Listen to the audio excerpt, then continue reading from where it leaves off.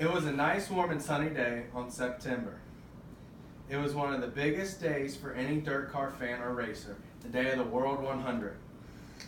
As I sat with the breeze of the cars going around the track and the dirt flying in every direction and the roar of the engines as the cars flew past, there was a loud smack in turns 3 and 4.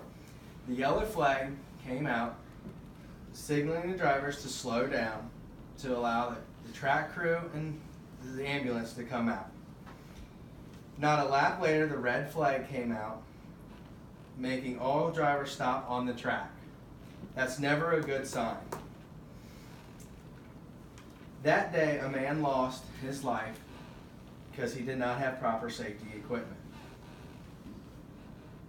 The equipment that we're going to talk about is a bell helmet, a Hans safety device, a fire suppression system, a seat, and a harness.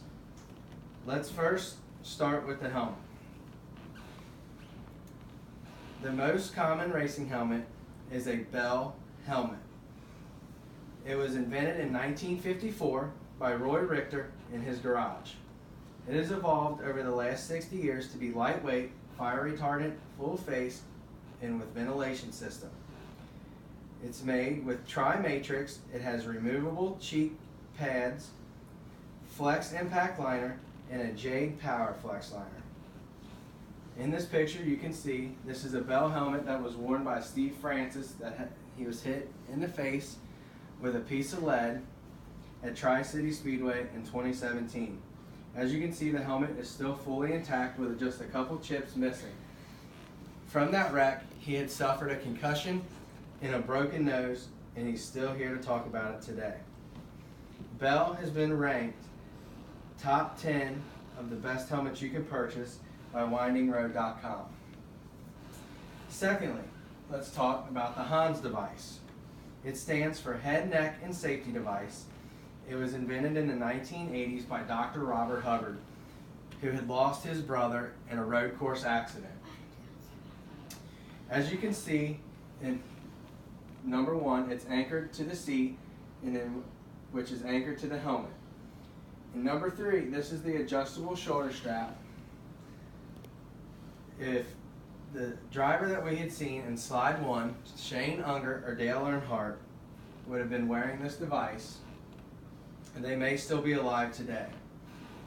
This device is mandatory in all race settings.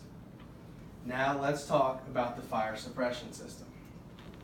As you can see in the picture, there's a braided line that runs to different compartments of the vehicle. It is called a halon system. It is a liquefied compressed gas that stops the fire by disrupting combustion. It can be manually pulled or it can be automatically set off.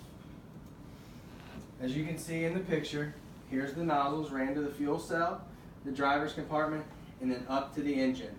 Here's your automatic system, and here's your manual pull system. It was made in 1960s by Afex in Raleigh, North Carolina. Next, let's talk about the seat. The most commonly used race seat in harness is the Hooker harness. The seat was invented in the 1980s by Brian Butler. It's made out of all aluminum and they're custom built to fit each driver. As you can see in the picture, it mounts down here to the chassis and back here to the chassis. Next, let's talk about the Hooker harness.